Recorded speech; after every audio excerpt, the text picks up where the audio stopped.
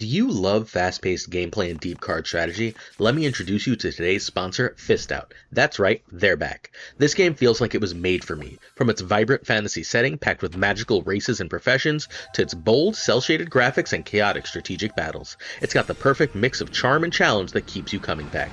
In Fist Out, you play as a lord, commanding powerful card minions in tactical duels. With over 300 cards to mix and match across 7 unique races, no two decks or battles are ever the same. If you want variety, this is the game for you.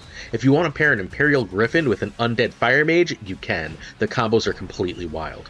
The best part? This isn't some pay-to-win cash grab. Fist Out is built around fair play with a self-balancing system that adjusts based on real player data. No overpowered meta nonsense, just pure strategy and clever counterplay. Every card is tested, every match is winnable with the right move. And if you're like me and crave PvP, get ready. Real-time global battles, dynamic leaderboards, and even monthly tournaments with real rewards. That's right, you heard that right. Monthly tournaments with real rewards. Every match ends up mattering. Plus, each hero has their own equipment and exclusive treasures, adding a whole new layer to your deck building strategy. Download Fist Out for free using my link in the description or scan the QR code if you're on desktop, and you'll get a $20 starter pack to kick things off. Gold, diamond scrolls, and even an epic Imperial Griffin card. Fair, fast, and fiercely competitive, what's not to love? Click the link, download Fist Out. I'll see you on the leaderboard. Gotta beat me. Peace. Hello everyone and welcome to Snap Take. This is Glazer of Snap Judgments. Happy Sunday. We are going to kick today's video off with a last chance review of Herby. Herby is the card that came out in Spotlights, the card that you could get in Snap Packs this week for 6,000 tokens or 5,000 tokens if you were lucky. He is a 2/3. He's got one of 4 activates. He cycles through them each turn, which means if you play him on 2, you will see each by the end of turn 6. If you've got a 7th turn, you'll see a repeat of 1, or if you can somehow get him on 1, you'll see a repeat of 1. So it's activate, give 2 of your cards to each other location, plus 1 power. That one is good. It's a little clunky to use. We know from Ms. Marvel that it's not always easy to get 2 cards at each other location, but it's also not terribly difficult. It's a nice little buff. It's not amazing. It can be taken advantage of with numerous cards like Shaw. We've got Activate, create a rock here, set its power to 4. That one's really solid, in particular with Captain Carter. I think that one's also going to be very good once we get the Fantastic Four cards like the Human Torch and the Thing coming the next 2 weeks that really do care about filling locations. That'll be nice for those. We've got Activate, double discards power. There's a lot of buffs in these decks. Herby gets a single, usually +2 buff. All of a sudden you played a 2/10, it's nice. And activate next turn, you get +2 energy. When you have something to do with it, it's amazing. Not always amazing, but amazing often enough that you're happy to have it. As we've noticed from the Merlin spell that shows one of your cards in your deck, in order to give you +2 energy on demand is often very strong. Although with Herby, you're going to have to be careful. This card is very good. It is, in fact, an incredibly strong card. However, because there are 4 other incredibly strong 5-drops, those being Merlin, 2-drops, those being Merlin, Surge, Kate Bishop, and then, of course, we have things like still sticking around Sam Wilson for certain decks. We have things like Scream. We have all these other cards that really do care about being played around turn 2. We have Victoria Hand. Herby is hard to use. He is a very strong card. He is a very useful card. Fenrir's Wolf. He is a very strong card and a very useful card, but it's really hard to find time to use him. I don't think you should get him right now. If he's necessary with the coming card next week, Human Torch, then all of a sudden he becomes a worthwhile buy. But for the time being, I think he's probably a skip, even though I like him a lot. We do have 2 Herby decks for you today. This one is the best one. This is Ika's Wiccan Herby. It's really good. It's the standard Wiccan control deck, and Herby is just really nice for it. He occasionally gives you a Wiccan turn when you don't have Wiccan. That is fundamentally his use in this deck. It is otherwise just a really strong control deck, like the classic Wiccan decks of old. You can find Ika at twitch.tv/Ika_MTS. He creates an absolute ridiculous amount of meta decks. This one has a 60% win rate and high infinite, and Ika's ranked around 15 or 16 in the world, playing almost exclusively this list. This deck means Wiccan, Merlin, and Kate Bishop. Those 3 are your required cards. Goliath can be Hulkling, Red Hulk, pick a good 6-drop. Mr. Fantastic and Herby are both cuttable. Surge and Psylocke are acceptable replacements. Fantastic is better than anything in the game at a 2-drop right now. Herby, again, is real use here. Like, you don't hate the extra power or anything, right? But there's not a lot of buffs, so Herby's real power here is to give you a Wiccan turn sometimes when you don't play Wiccan. Iron Patriot can be Cable. Iron Patriot's very strong in this list, in particular in combination with Negasonic Teenage Warhead, but not a requirement. Quicksilver's here because you need a 1 to play on 1 in order for your Wiccan turn to really happen. Then you've got 5 2-drops, so you have a really, really great chance of seeing a 2-drop. If you generally want to make sure you have a 2+1 on turn 3. Mobius can be backbreaking and incredible, or he can be utterly useless. Playing a 3/3 does nothing is not ideal. And if you play Iron Patriot, you want Negasonic, but you can otherwise choose to be a little careful with that. After a Wiccan turn, a Negasonic with another card like Enchantress on turn 5 is an extremely powerful place to be. So you'd rather go 2+1, which means that like you're leaning on Kate Bishop and Merlin because they give you access to those 2+1 plays on turn 3. For that reason, they tend to be better than Fantastic or Herby on turn 2, but there are games where you know you're going to want Mobius or where you just don't see those cards, and you're perfectly fine going Fantastic or Herby on turn 2. Fantastic in particular is utterly amazing. Basically, whenever you play it, you want to get out as soon as possible, so you get as many turns of it as possible. Herby, in order to see all 4 of his activates, does need to be played on 2. There is no magic in this list. Iron Patriot is just the last good 2 here. It's sort of extra. Mobius is an ultimate shutdown card for a lot of decks. Negasonic is really great to make sure you win that Iron Patriot. Those are your 3-drops in the deck. Both of them have a point in the game where they're just sort of used up.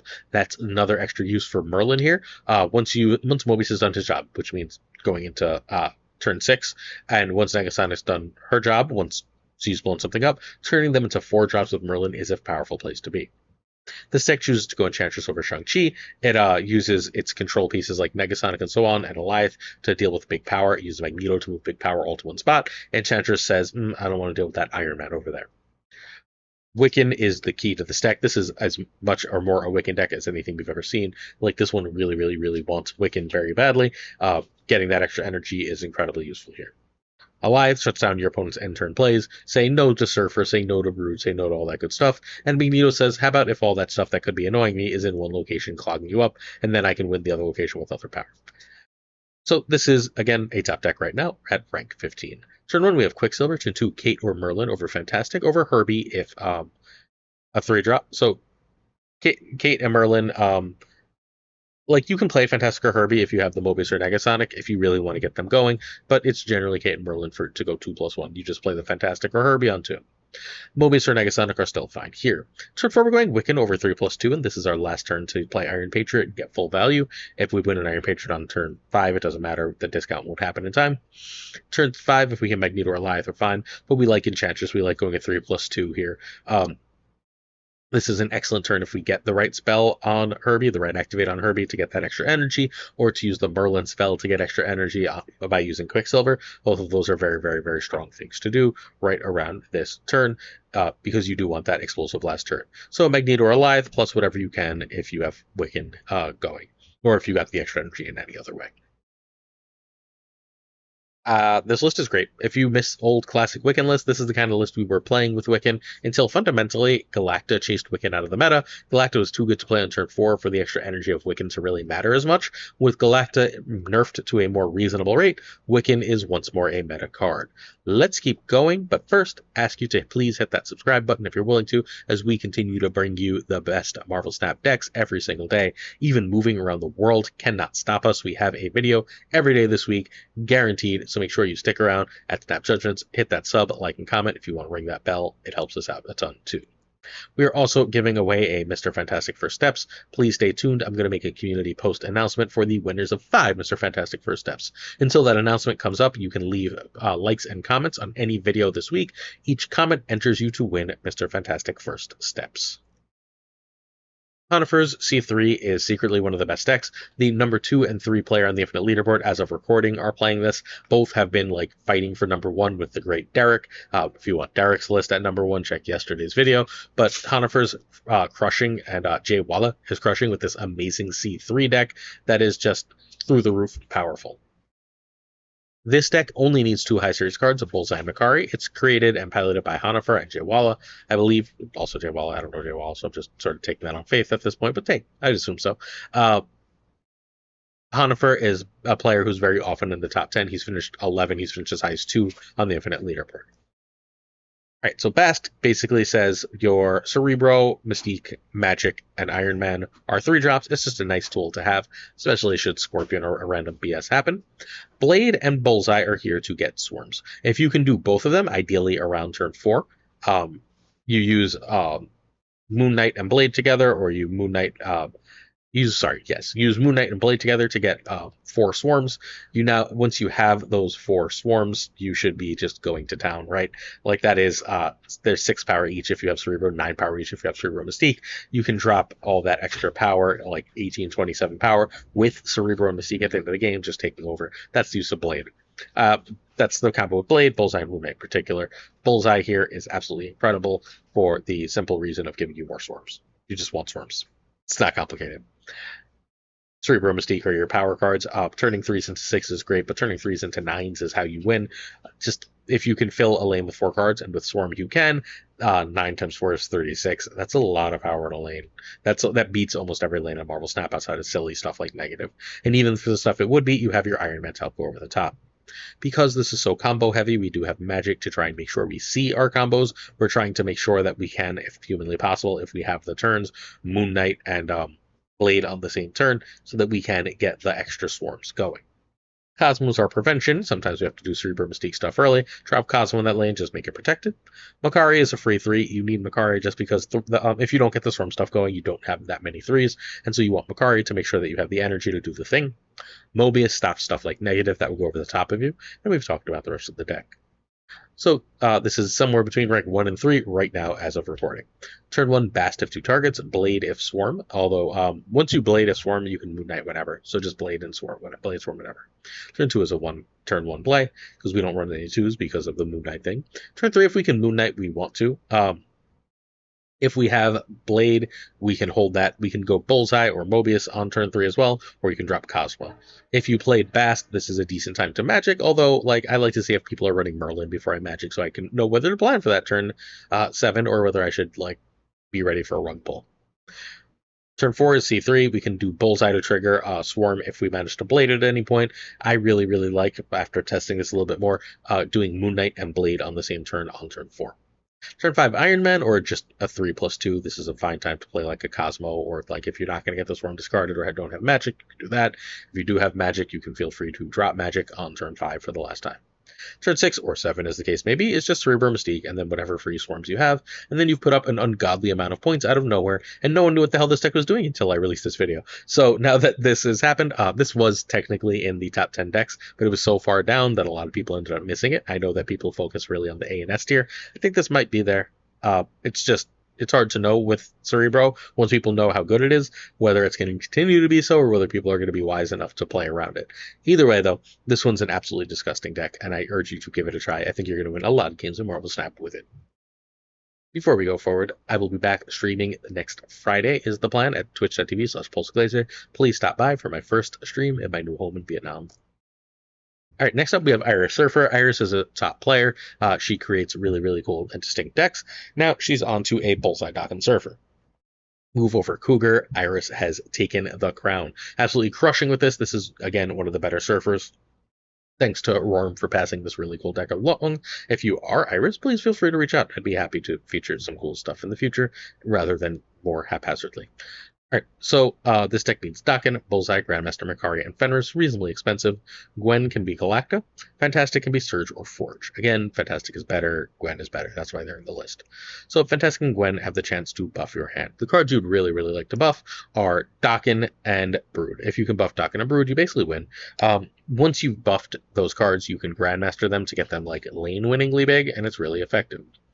You can also Grandmaster Shang-Chi very effectively whenever you're inclined to do so. It's a very powerful play. If you Grandmaster Shang-Chi, you get the double kill, so on and so forth. You can Grandmaster Gambit, as we do in random discard decks. The only thing we're really running Bullseye for is the Dockin. It's good enough to run for the Dockin, but don't feel like you have to go out of your way for it because it otherwise doesn't do anything. We have both Bullseye and Killmonger as ways to get rid of our shards as necessary. Grandmaster for double Brood, double Dockin means that basically wins a lane. We can end up Surfering on turn 5, and then we can go Grandmaster on Surfer on 6 and play Shang-Chi, which is just this huge shock that wins a lot of games. And again, we're trying to win through these combos of little packages of cards.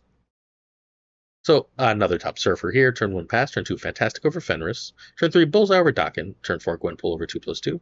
We can go Dockin, Brood, and Grandmaster, or we can drop Fenris with whichever 3. We can also go Fenris and Surfer here if you played 3s earlier, especially if you have Grandmaster. Turn 6 is Shang and a 3 for 2 from Fantastic, or Shang plus 3. Or you can play Shang with Grandmaster, or you can do Gambit or Monger and Surfer, some combination thereof. You should usually be able to win. This deck, again, has a million combos. As you're destroying all the stuff, you're getting Fenris Wolf, right? You're winning one lane through that, like, Fenris Wolf, Shang-Chi sort of combo stuff. You're winning another lane through Brood or Dakin combo stuff. And at that point, you're just way ahead. Very, very cool idea. Totally distinct Surfer from Iris. Love to see it. Your season pass question is simple. How was your weekend? Hopefully you had a good one. Also, I'd like to invite you to get ready. Check out youtube.com/@pulseglazer /S6C. I'm going to be doing a vlog about my move to Vietnam there. So if you're interested in seeing my feelings and so on, there's no video up. I'm going to release the first video when I'm in Vietnam. I've decided, so I want to make sure we have the right camera, the best mic, and all that stuff is the equipment I'm shipping with me to Vietnam. So I have already written up all the scripts. I know what we're going to do. I know what we're talking about. So get ready for that stuff coming soon. We're going to do 1 to 2 videos a week there. If you're interested in following me on that journey, please do check out youtube.com/@pulseglazer /S6C. It would mean a lot if you followed even before we got really started. You're going to see some old Pokemon Pocket content there, but whatever. Our final deck today is Butt is too OP. I think Regis covered this. This was going to be a more highly featured deck, but Butt created this list. It is just running all 2-drops. It is an all 2-drop deck, and it's really cool. Is it the best deck? Nah, but we have to feature the all 2-drop deck. We can't avoid it. So we need. You can find Butt on Twitch at twitch.tv/ButtSquad888. This deck needs Fantastic, Thena, Herbie, and Merlin. Surge, Agent Venom can be Forge or Okoye. So, all right. Adam Warlock is a fine-ish early play. You don't super want to play him. There's games where you end up like havocing, or you end up like being able to steal, like you hit Agent Venom to Adam Warlock, and he's really great. But generally, he's kind of mid. He's here because he's a 2-drop. Havoc is amazing. You can play Havoc on 2. I tend to prefer Havoc on 3 or 4. He gets lane-winningly big, particularly really good when paired with Goose. From if you play Merlin on 2, you have Thena trigger the rest of the game, which is very nice. You should be able to get Thena to a decent size. Jennifer Kale gives you enough energy to not feel super terrible at the Havoc thing. Lasher can get buffed by Mr. Fantastic. It's generally your turn 5 play. You play a hopefully 2/4 Lasher for a lot of power. If you can also use Lasher to turn him into a 3-drop or get extra energy once he's activated. Fantastic Surge are buffs for Lasher and Herbie. Herbie also has an extra buff for Lasher. Herbie's just decent power, extra energy, whatever you need. Merlin gives you the energy, Quake gives you the rug pull, and Agent Venom is basically is negative for no card in the deck, but is a buff for like half of them. Really, really good, obviously, on Havoc and Thena and Adam Warlock, but otherwise, So pay attention to what's in your deck when you play him. Turn 1 pass, turn 2 Merlin over Fantastic, over Surge, over Herbie, over Gale. Turn 3 Thena and Merlin, or a Merlin spell, or you can do one of your turn 2 plays. Turn 4 we're going Thena, Herbie, and Havoc. Turn 5, we're going Goose and Lasher. And then turn 6, Quake Plus, and we're triggering Lasher. We just sort of play whatever's left here. Don't be afraid to turn some 2s into 3s here. Hopefully Havoc wins you a lane, and then you're able to sort of steal another one. This list is really cool. I don't know what else to say. Props to Butt for coming up with it. You should check out Regis Kilbin's video, which is amazing, going over this list. Check out the stream team if you're so inclined. I will not be streaming until Friday, so if you want to see these decks in play, you can check out Oh Behaved, who will be streaming today at around 1 p.m. Eastern. Go check out our friend Obi.